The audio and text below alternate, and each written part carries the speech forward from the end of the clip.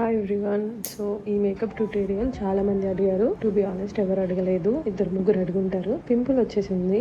ఇలా ఎప్పుడైనా మేకప్ కానీ ఏమైనా ట్యూటోరియల్ పెడదామంటే మనకి ఎక్కడ లేని పింపుల్స్ వస్తాయి. సో మంచిగా లిప్ బామ్ ఇంకా మాయిశ్చరైజర్ అయితే అప్లై చేసుకున్నా. మాయిశ్చరైజర్ ఎంత గట్టిగా రుద్దుతున్నా అంటే స్కిన్ చూసిన వెంటనే చాలా హైడ్రేటెడ్ గా ఉంది అని అనిపించాలని అలా రాస్తున్నా. ఫేస్ హెయిర్ ఉందని చెప్పి అప్పటికప్పుడు దీన్ని యూజ్ చేసి అండ్ మార్స్ కలర్ కరెక్టింగ్ ఇది కొన్నాను కాబట్టి వాడాలి అని చెప్పి వాడుతున్నా.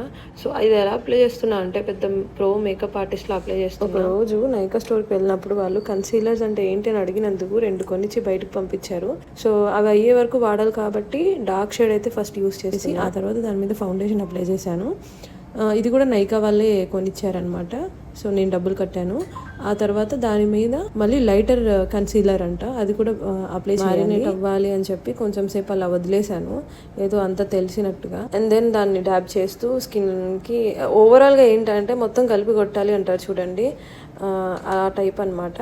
సో తర్వాత కాంపాక్ట్ పౌడర్ అప్లై చేసుకున్నా. ఐలైనర్ అప్లై చేస్తున్నప్పుడు మొత్తం అప్లై అయిపోయింది. మళ్ళీ దాన్ని క్లీన్ చేసుకున్నా. సో బిగినర్స్ మిస్టేక్స్ ఇవన్నీ ఉంటాయి గైస్. ఇంత మంచిగా రెడీ అయ్యి పెళ్ళికి అయితే వెళ్ళట్లేదు, పాస్పోర్ట్ ఆఫీస్కి ఫోటో దిగేకి వెళ్తున్నాను అనమాట. So last 10 years back photo దిగాను, అది చాలా బాగాలేదు. సో ఇప్పుడైనా ఒక 10 years అయినా ఉంటుంది కాబట్టి పాస్పోర్ట్ మంచిగా కనిపించాలి అని చెప్పి నేను ఇలా రెడీ అయ్యి వెళ్ళాను. సో ఫైనల్గా ఈ డ్రెస్ గురించి చాలా మంది అడిగారు. ఇది నేను సాయి దుర్గా హ్యాండ్లూమ్స్ కుకట్పల్లిలో తీసుకున్నా.